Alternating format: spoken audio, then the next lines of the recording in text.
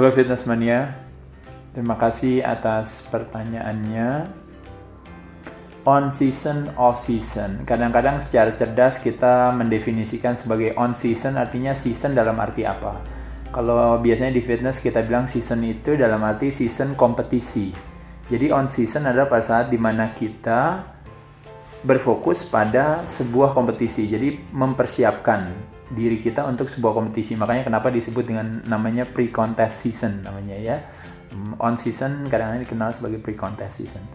Off season pada saat dimana tidak ada kontes. Nah, tidak ada kontes bukan berarti off season artinya bebas mau ngapain aja, santai, relax. Tapi sebenarnya biasanya dimanfaatkan oleh banyak atlet atau mungkin kalau di binaraga ya, off season dipakai untuk memberikan kesempatan kepada badan untuk sedikit relax, istirahat, karena biasanya dietnya sangat ketat dan sebagainya. Biasanya kadang-kadang nutrisi juga kadang-kadang bukannya lengkap, tapi kadang-kadang sering terjadi kekurangan nutrisi karena hanya berfokus kepada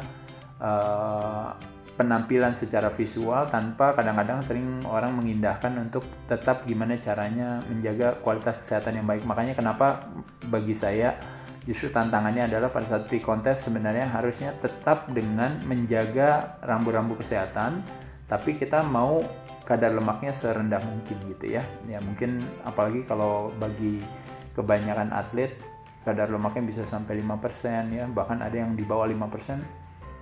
Tentu otomatis daya tahan tubuhnya agak sedikit berkurang dan sebagainya ya. Tapi pada saat off season kadar lemaknya biasanya lebih meningkat.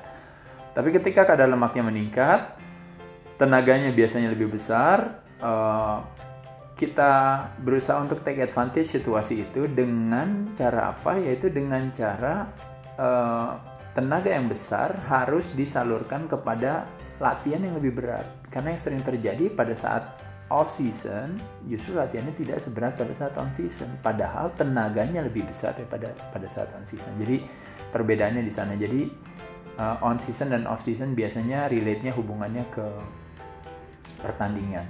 Tapi ada juga definisi on season dan off season dalam asosiasi yang negatif. On season artinya on drugs, off season artinya off drugs ya. Jadi bukan itu yang maksudnya. Dan suplementasi dari katanya sebenarnya adalah memberikan satu tambahan.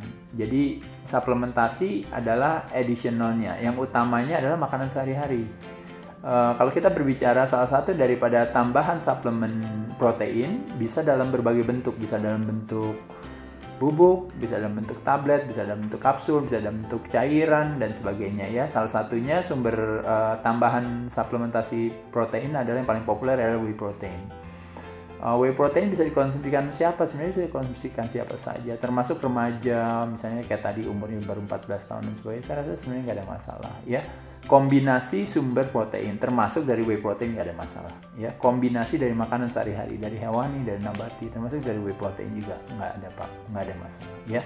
Yang nggak boleh itu adalah menyalahgunakan obat ya.